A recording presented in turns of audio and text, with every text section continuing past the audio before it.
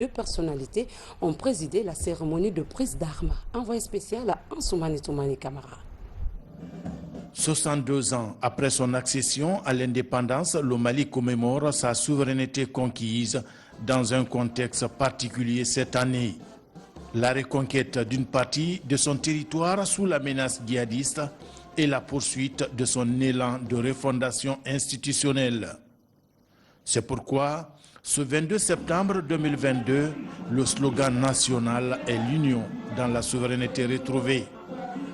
Au quartier général du génie militaire de Bamako, deux grands panafricanistes réformateurs président la cérémonie de prise d'armes.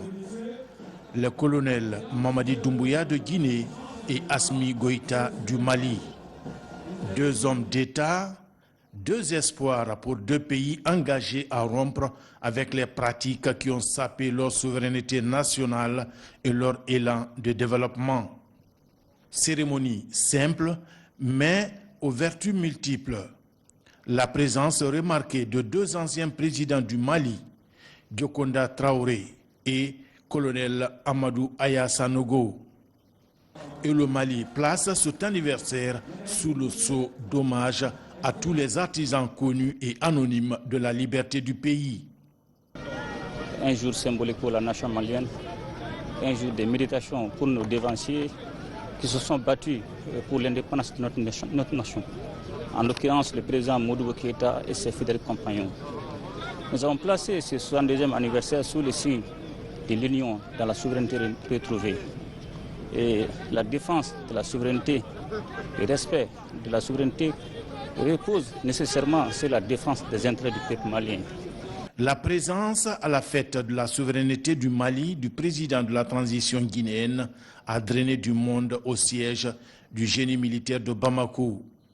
Les responsables civils et militaires à tous les niveaux, les partenaires de coopération bi- et multilatérale du Mali, sans compter la forte mobilisation du peuple reconnaissant et frère venu dire merci à la Guinée solidaire à travers son dirigeant, le colonel Mamadi Doumbouya. Permettez-moi une fois de plus de souhaiter la bienvenue à mon frère président Mamadi Doumbouya de la Guinée. Et malgré le contexte, il est venu à Bamako pour fêter avec nous. Et cela témoigne une fois de plus son attachement et son amour pour le peuple malien. Aussi, permettez-moi de souhaiter bonne fête d'indépendance à tous les Maliens, aux Maliens de l'intérieur, aux Maliens établis à l'extérieur, ainsi que tous nos partenaires qui sont restés à nos côtés. Le défilé des différents corps militaires et paramilitaires du Mali a marqué cette matinée dominée par les images des présidents Doumbouya et Goïta.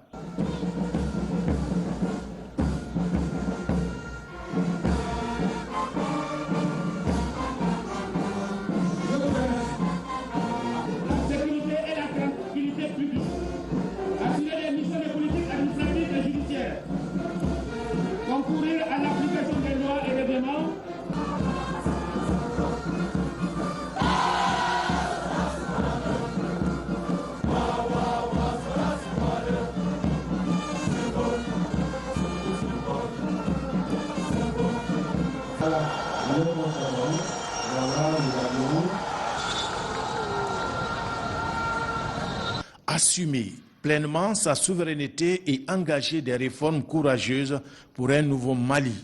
Le président Assimi Goïta exhorte ses compatriotes à l'union sacrée pour la patrie. Aujourd'hui, il est de notre devoir de défendre cette souveraineté qui passe forcément par le processus de la refondation qui repose sur 4 piliers, notamment l'homme comme premier pilier. Et ce processus doit aboutir à un Malien patriote, un Malien intègre, un Malien engagé pour la défense des intérêts du peuple malien. Le deuxième pilier, ça c'est bâtir une armée solide, une armée plus agressive, capable d'intervenir en tout temps, en tout lieu et en toutes circonstances. Et le troisième pilier, ça c'est un État bien gouverné, un Mali débarrassé de toutes les corruptions, un Mali débarrassé d'injustice, un Mali développé. Et le quatrième pilier, c'est la cohésion, l'union autour des idéaux de la refondation. Après la cérémonie de prise d'armes, les deux chefs d'État sont au palais présidentiel de Koulouba pour un entretien à huis clos. Peu après, le Mali formalise sa reconnaissance à la Guinée avec un acte officiel. Le président de la transition est élevé à la dignité des grands croix de l'Ordre national du Mali. Au nom de la République du Mali, nous vous élevons à la dignité des grands croix de l'Ordre national du Mali à titre étranger.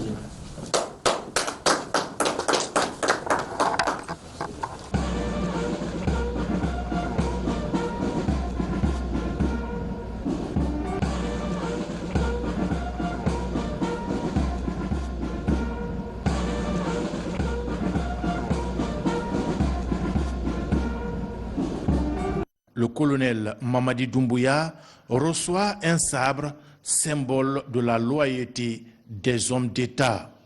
Après ces moments symboliques du 22 septembre à Bamako, place à une petite détente.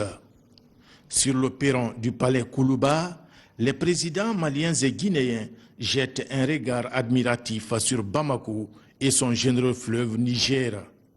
Un document retraçant l'histoire du palais présidentiel de Koulouba a été remis à l'hôte de marque du